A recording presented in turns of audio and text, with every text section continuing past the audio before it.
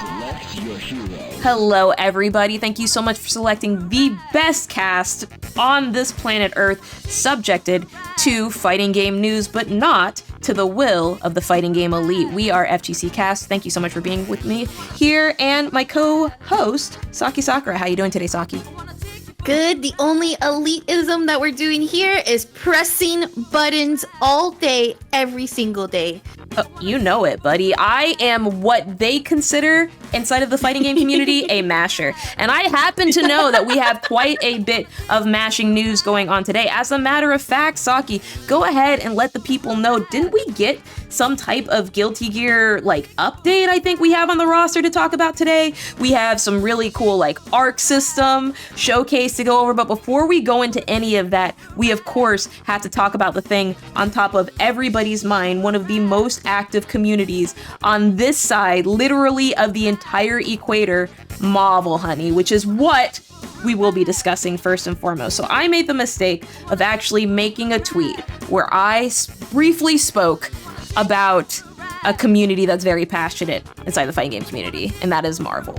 Now, inside of this video, I actually took a moment to say things about how I noticed that some of my Mahvel friends do things like, I don't know, running into ongoing traffic when they hear the Mahvel music, going past some of their family members, their loved ones, knocking over children, especially small children or even high schoolers and stuff, to get over to where the Mahvel is. And the question I have to ask to you today, Saki, is, do you think I'm correct? Do you think the Mahvel community is that passionate? I don't know. When I think about Tong and how he reacted to Mahvel coming back to EVO last year, I think that's a great representative of Mahvel right there. Now, I am gonna age myself a little bit, Sharpie.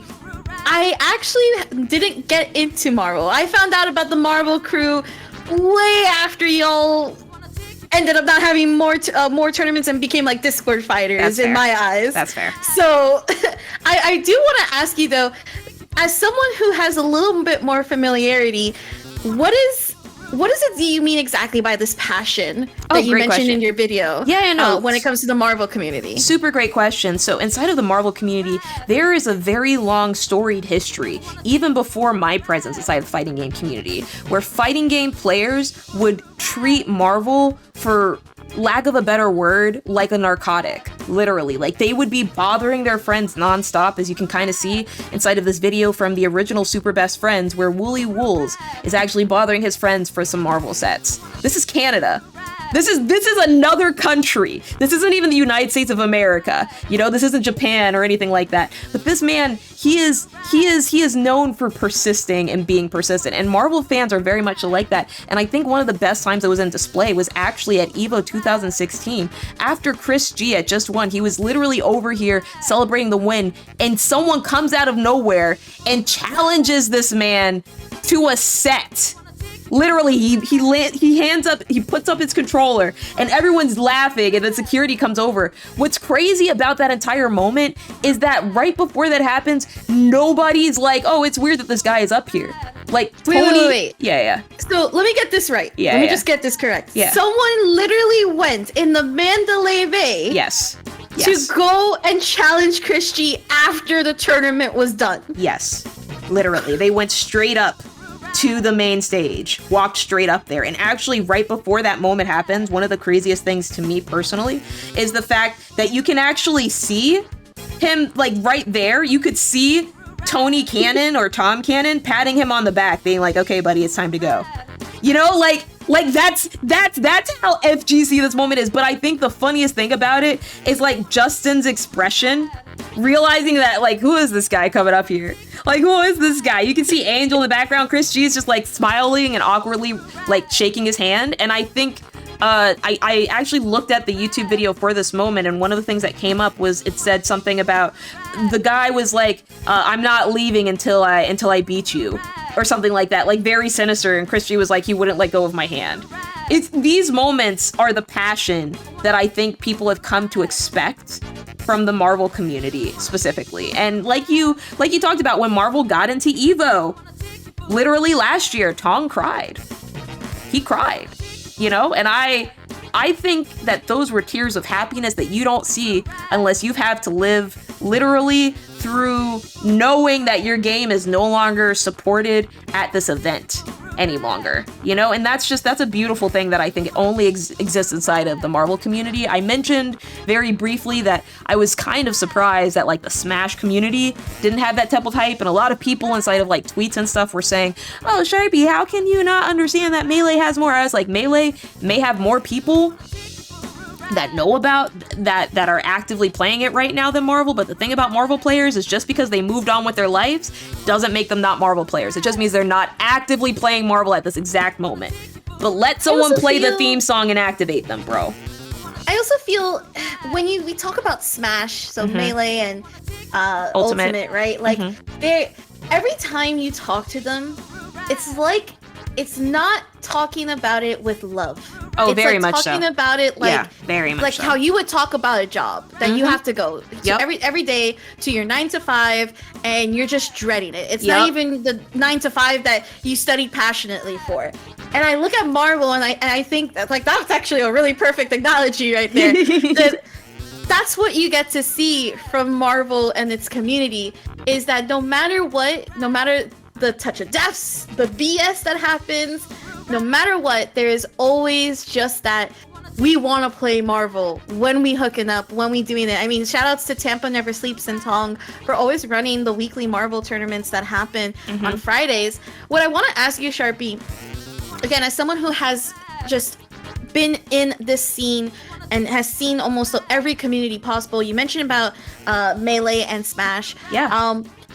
What is a community you think that in today's time, with all the fighting games that have come out, that rival Marvel's community? Oh, that's tough.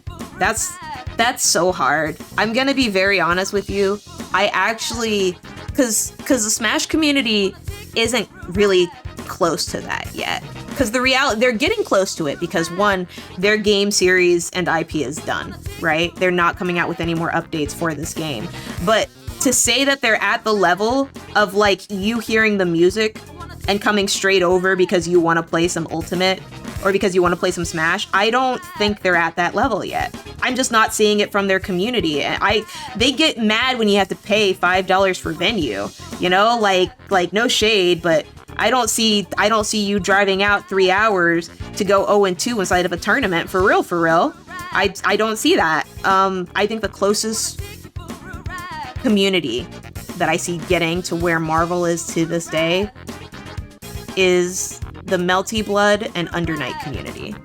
I think the entirety of that community has been very, very loud about how much recognition they deserve, about what they expect to get from the community. And when the community has not necessarily given that to them through official means, they've created their own means, which then become officialified. Like shout outs to Shinobi, who was hired by EVO staff to coordinate, I believe Undernight is going to be at EVO this year. He's responsible for coordinating the tournament organization aspect of that. So that's huge. But yeah, no, I really think, I don't want to just say Melty, because it's not just Melty anymore. They now have Undernight underneath them. They're creating an entire legacy. I honestly just want to say Team French Bread, which I think both of us as people who really who have been following indie teams, who have been growing with indie teams, you understand why I think that, of course, a community that comes from an independent fighting game probably has the best chance of success in the long term. Absolutely. And I do want to say that I agree with French Bread, with the French Bread notion. I definitely want to say that I would put French Bread and Guilty Gear as a whole in those two categories, just because I feel like regardless of what the current game is and where the game's dev cycle is, there's loyalty inside those games. It may be particular games, right? But I feel like at some point you're gonna go back and forth. Like there's plenty of French Bread players that go back to Actress Current Code. There's plenty of players that like they were on Undernight for the longest, and you see Undernight before Undernight 2 came out, they were playing in those tournaments. They were willing to play despite the original Undernight not having that rollback netcode. So at least, and for me, it's definitely those. And I think one thing to also kind of like leave off on this one last note is the fact that there's not a lot of opportunity for communities to become like Marvel because of the fact that the dev cycles and these lifespans of games, you know, we're not treating like this this cycle of like, hey, you know, this is the last game that we're releasing for the game. If you look at like Street Fighter, Tekken, and Mortal Kombat, and many of these like popular fighting game series, what they're really saying is, we're going to have another game for you in about 5 years. Yep. Because we're going to match with the current console. Yep. And we're just looking to get more and more people to get more and more of those sales. And we're just happy that you're just playing the game and essentially filling our servers, right? Versus, I feel like that you could still say for like these French press and like indie teams, sometimes these are their last games. Yep. Sometimes these series, this is all the budget allows for, right? So it's even more important that we stick together as a community and really try to push it through and keep it alive. Very, very well put, Saki. Honestly, I think it's always refreshing to see how much knowledge exists outside of just the Skullgirls community about the realization of how important these indies are inside the fighting game community. And I'm so happy someone like yourself that came from NRS, was dealing with like Warner Brothers properties, and now moving into like the indie field, is seeing those same parallels as well. That means that the health of the community is definitely, you know, secured. But I kind of want to talk about something I very briefly actually showcased in our very last in the very last segment, very briefly, while you were discussing all of the nuance inside of the Guilty Gear community in terms of like how active it's becoming, especially for the anime fighting game community. I actually had a picture showcase of some really cool cosplayers, but I actually don't know what event they're from. Can you tell me a little bit more about them? Absolutely. So if you were living under a rock and you're now just hearing this wonderful dulcet tones of this podcast, it is post-ARC World Tour Finals weekend. So basically, we had a couple of cosplayers that were invited to the World Tour. It was legit a movie, I feel like, in some ways. In addition to Guilty Gear being one of the main games, because that was part of the tour, there was actually 2 tournaments in addition to the finals. So you had Grand Blue, which was also part of I believe it was actually part of this year's tour, with Grand Blue Fantasy Rising, and this was actually one of the final spots, as well as the LCQ was here. And then we had also Under Night as well. And then, of course, you know, typical Guilty Gear Strive announcements happening. We got news of Abba, who we'll be talking about in just a short minute. And then, of course, we also got teasers for the next character, the last character for Guilty Gear Season Pass 3. And then also just news about where Strive is going. So, Sharpie, I mean, what are your thoughts about seeing a classic character like Abba back? You know, I personally was really excited about it. Now, I'm going to be very candid. I've never been a Guilty Gear exclusive player or anything. I just really love the anime side of fighting games. And one of my original friends that I first met inside this community, he used to play Abba. And he told me that after she was not, she was one of the best characters ever created, and because she wasn't inside of Exert, he wasn't going to play it ever again, and all these other things. And so this is one of the very first times I'm actually getting an opportunity to see how she moves, and I think that's really just a testament to Strive. They're bringing back all of their greatest hits. My friend Elky Dory, I don't think he's played Strive since. I don't think he did play Exert. I don't think he did play Rev. You know, I haven't seen him play Guilty Gear in a while. He plays KOF now. And so I'm interested in seeing if players like him are all going to come back because of her. But Saki, the thing I really want to point out as one of the best things that I think to have ever come out of this announcement was actually your reaction to the announcement. It's literally so incredibly adorable. You are so freaking cute when you got so excited for ABBA there. I watched your reaction video, and I want to remind our viewers, if you're not subscribed to Saki on YouTube, make sure you go to Saki's YouTube, Saki Sakura TV on YouTube. She actually has not only streams, shorts, but she also has live reactions to the latest news inside of Guilty Gear, NRS games, or some of your favorite up-and-coming visual novels and indie games. So highly recommend subscribing to her. But Saki, outside of that plug, I gotta just be honest, she looks great. I'm excited for her.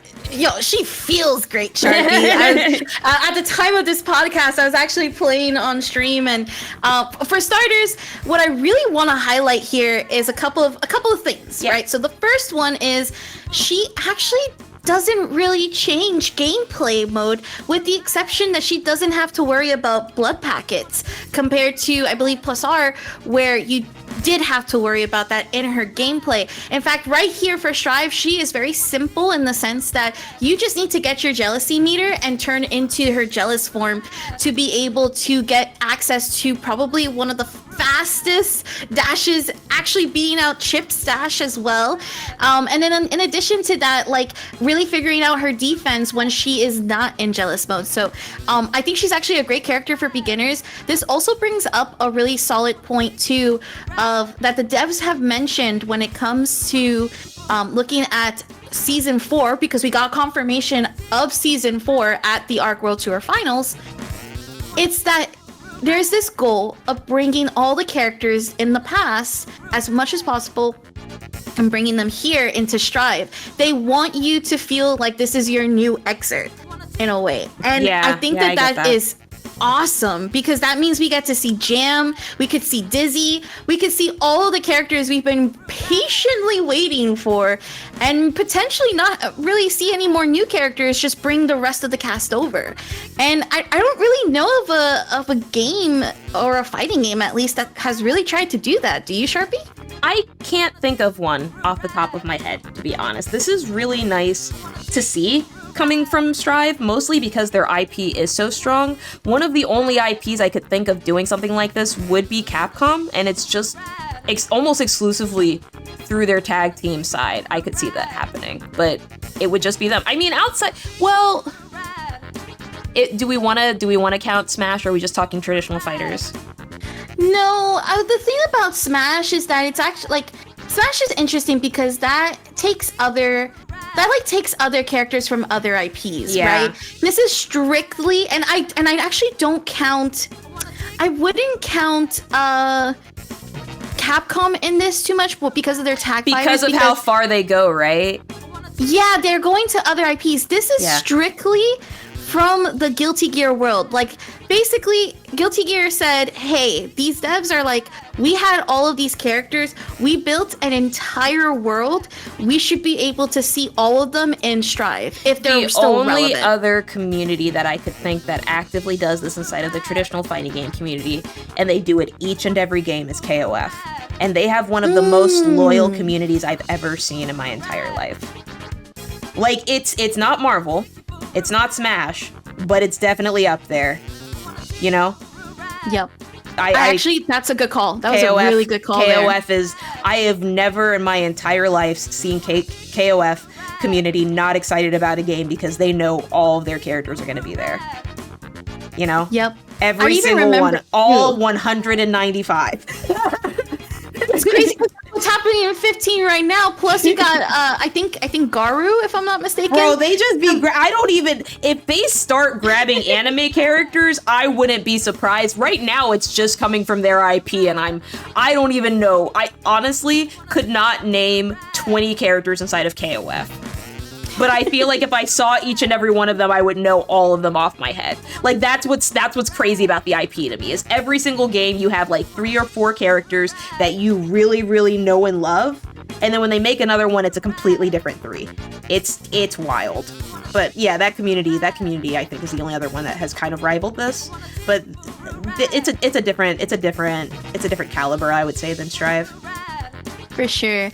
And then in addition to what was being released at the ARC World Tour Finals, there was, of course, a concert, which I thought was really awesome because we got to see not only some of the best Guilty Gear Strive music, but we also got to check out a region, well, actually a history in the making. Varix winning the Guilty Gear Strive World Tour Finals. This is huge, mostly because of the fact that Varix is from Senegal, so from the African region. Ooh, and that's a lot of money. That's huge. That is a lot of money, and I think it highlights the fact of the word world inside this tour. Usually when we talk about, and feel free to like, you know, correct me on this one, Sharpie, but usually when we talk about especially anime games, you have in this in this ranking, you have Japan, NA, EU, and then maybe Latin America, and that's it. And what's crazy is when you say Latin America, you're talking about like not just, and this is the thing I'm exclusively stressing because we're both based inside the continental United States, right? We're both East Coast, like you on the southeast and me more inside the central East Coast, right? But like when we say Latin America, we're talking about Central and South America, and we're combining those two regions when the reality is they're two totally separate regions. As you know, as I know, but many of our listeners don't think about, right? Like there are more countries inside of the combined aspect of Latin America than exist inside of Europe. Like that's a fact that I think about so frequently. Is like the entirety of Central America covers the amount of countries that there are inside of the entirety of Europe. And then the entirety of Latin America outpaces the entirety of like Europe, of the countries that are inside of Europe. And it's like, but we're putting it all inside of one region. We're maybe giving them representation, but that international aspect goes so far there because so much of this money will help them go so far there. Like we're talking about a region where these consoles are not always possible to be bought in every single family. Like it is you get one console per generation type vibe, you know? Absolutely. And another thing that you mentioned too is again about that region, because there's been a lot of talks about how even Guilty Gear is one of these games where when you see the price get translated into the regional currency, it's actually a pretty big issue for a lot of, especially like in Latin America, where they can't afford because the actual currency is not even worth as much as like the US dollar, right? So it becomes like an actual like hard time to be able to participate in things or be able to actually be a part of these communities. What I just really love about this is that we're actually starting to see more of, like, for example, Africa being able to be part of these tours in different ways. Like I personally love that Bandai and now ArcSys have been really consistent and showcasing that like we are not just focused on the core audience of Japan, NA, and EU. We're trying to touch global. And I think if we're trying to talk about how we can be more inclusive in the fighting game community, that's one way with the dev support. I just have one question, Sharpie. Yes. Why can't we see this from Capcom and NRS and all of these other devs that are doing these tours, and they say that it's world, but it's not really world. It's just United States and Japan, bro. Speak on it. No, because honestly, I think this is actually a very important point here, Saki, and I'm so happy that you brought it up because too frequently do we see people inside of these regions. I specifically want to talk about Kane Blue River, who has been speaking for so long and so incredibly loudly on all of his social media ever since he started placing in Marvel. He said, hey, I'm from Argentina. Me winning a major here and winning $400 goes incredibly far back inside of my country. We need to be giving more players their opportunity. We saw what's his name from Tekken 1, Arslan Ash, and he said, hey, me winning Evo here, I lose all the time in Pakistan. I'm not even one of the best players in Pakistan. We need to make it more accessible. We need to get more talent out there. We saw people like Mina RD and Kaba come from, I believe they came from Puerto Rico. Or was it Dominican Republic? Dominican Republic, right? Yes. But Mono also from Puerto Rico, but again, that Puerto Rico's being the U.S. territory, so it's a little bit different. That's why I wanted to make sure it was the Dominican Republic, because I was like, it's not 100% the same inside of Puerto Rico, but in the Dominican Republic, him going back and winning and be able to put that money back into his locals, I think he helped fund literally building a local or something there. I may be mistaken, but what's crazy is that you go to the Dominican Republic, you go to Pakistan, you go to these regions. I don't want to say that like there are like these famous celebrities, because obviously that can kind of sometimes inflate certain people's egos and things like that. But what I think is so important is that like they the people of these countries admire the heck out of these players because of the fact that they give back. They know where their roots and where they came from, and they want to push more people. That's why when you see like MENA in these tournaments, like in Kumite, for example, that we were talking about in the last podcast. Yeah. The Dominican Republic, they travel with him. Yeah. He has his team, but he also has his people like following him to these competitions to represent and show they are out here. And you know, I really feel like we don't see that in NA, we don't see that really in EU, and we don't really see that from Japan because there's this closed-mindedness that we are the default, that we are always going to be catered to. I totally get that, and it's disappointing, to be very frank. I'll exclusively mention this just because of my work, specifically when it comes to like the Skullgirls community, but I'm also seeing it inside the Multiverses community. What I'm seeing is that Skullgirls, which has a mobile game, Skullgirls Mobile, right, is actually very, very popular in Central and South America. And I'm opting not to say Latin America, not because I don't believe that it affects both Central and South America, but I want to be very, very respectful specifically of South American community when I say this, because the South American community actually goes harder than any other region in the entire world for Skullgirls Mobile, in a way that I have not seen ever in my entire life for any other mobile game ever. And I think that people need to stop discounting the players and popularity there, not just inside of the mobile realm, but inside of every single aspect. If the fact that there are fighting game tournaments and there are active scenes inside of Central and South America is such a testament to how strong and how powerful those communities are, those local communities, you know? That's not a testament to how popular the game is. That's a testament to how powerful those locals communities are, that they're able to exist at the same level as a place that takes these things for granted, that gets publisher support and automatically makes them. The fact that they can make things that are at the same quality or even possibly better inside of these countries is powerful shit. And I want to acknowledge that, but I also want to say that the Multiverses community, from my experience, has been just as strong, but not inside of the obviously console department, right? Because Multiverses is exclusively a console game, so I can't really measure mobile specifics on it. I would be excited to see if there was actually a potential other really big IP like Guilty Gear, like Tekken, or honestly, even like the French Blood community making a mobile version of one of their IPs and seeing how well that performs specifically inside of those regions. It would be very, very lucrative for sure.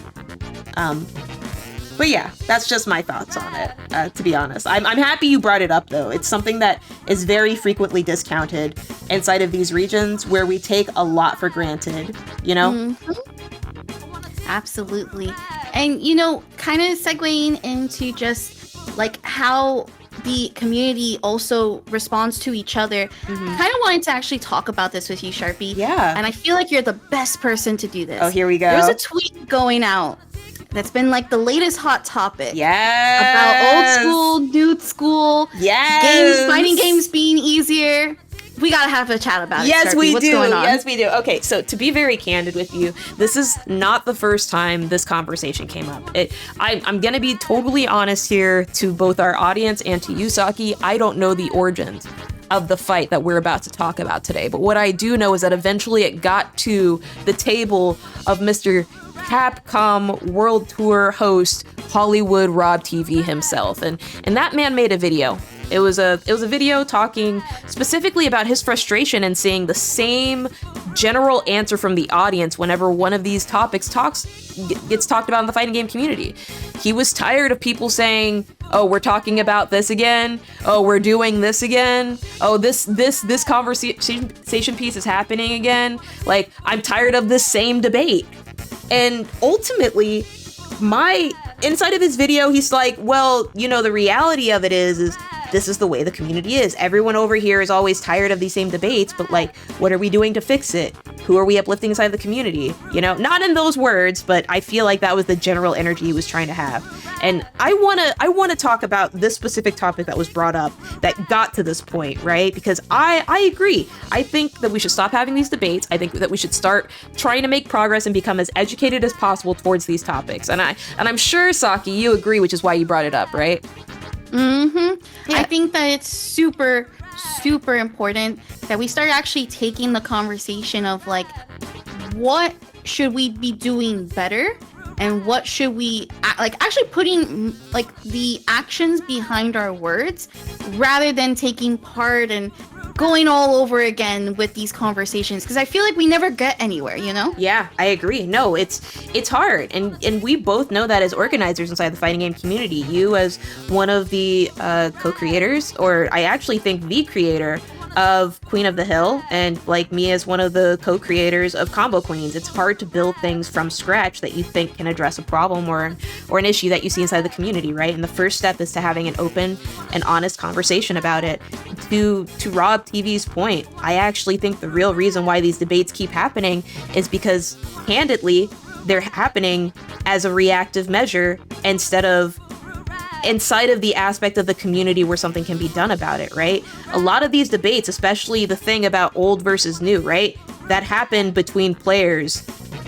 I would assume the very first time I saw it was when Big Bird FGC was saying as a reaction, I could do this and this and this, and I could beat this and this and this. And Mena then chimed in saying something about like, look, y'all aren't in your prime. We didn't grow up in these games. These conversations are dumb. You know what I mean? Like, both times, that's between two players. So it's like, what can players do to address that? Nothing, because players' focus is on getting better inside of the games that they're playing in and expanding their skills to help them perform better inside of games. The conversation of, oh yeah, would this guy inside of from 1982 who hasn't touched the game in 20 years be better than Justin Wong now? Like, bro, like, bro, who does that help? Why did that do anything? Ultimately, I feel like this entire conversation started because there is not enough new content inside of the community. I think I think ultimately it started. I think ultimately the reason why this is a huge talking point here is because truthfully, nobody is creating anything brand new that's like exclusively from their brain or talking about the community in any way, shape, or form. That now, yeah, we're now talking about whether or not someone could beat somebody else from 30 years ago. That's what I think. One thing I wanted to like bring back is you mentioned something super crucial. Completely agree with you, by the way, that there's just no new content to like supplement and like be like, hey, this is the focus. Having these candid conversations, but guess what? Not on these platforms. Ooh, and speak on it, Saki, and talk about it. Because what if somebody made a video posing the question, doing an entire video essay into, hey, would Justin Wong have ever beat would Justin Wong have ever beat Sonic Fox in Mortal Kombat if you spent the last 10 years practicing this? Do an investigative interview with Justin, talk to his friends, and then go. Wait, why am I giving out free content ideas? I'm sorry. You guys get what I'm saying though, right? There is definitely a market for that. That's what we're finding out here. And the reason why, like, ultimately, look at how many views Rob got on his video where all he's talking about is the reaction to the reaction to the reaction, bro. Like, make something polished from this. Moral of the story to like close this out.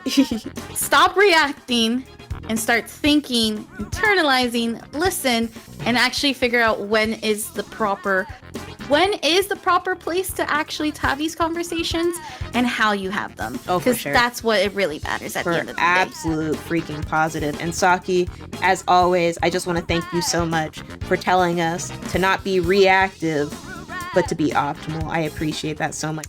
Listen, we need those combos. These combos matter, don't they, girl? They matter. Yes, they do. But I want to thank you yet again, Saki, for being here with us on yet another episode of FG Cast, available wherever you listen to your favorite podcast and on fgcast.com, which, hey, check us out. Really cool website. I've been really, really thankful for everybody's feedback regarding some of the changes. We are actively pushing out new changes as we speak for mobile, so thank you so much for your patience. Saki, any final thoughts on the state of the fighting game community today? Anybody you especially want to thank or shout out, or any new projects that you're working on that you'd like to announce? So for starters, just want to shout out, of course, because we talked about them in the stream, Tampa Never Sleeps. They've been awesome to work with as both commentator and bracket runner. And then, of course, shout outs to Incendium as well. I've been also working with them on the behind the scenes on a couple of stuff. And as always, definitely check out my new YouTube channel, Saki Sakura TV. That is where I'm posting all the anime, all the manga content that you love to see. And of course, my regular stuff for fighting games, Saki Sakura. Everybody, thank you so much again for coming to FGCast, and we will see you offline.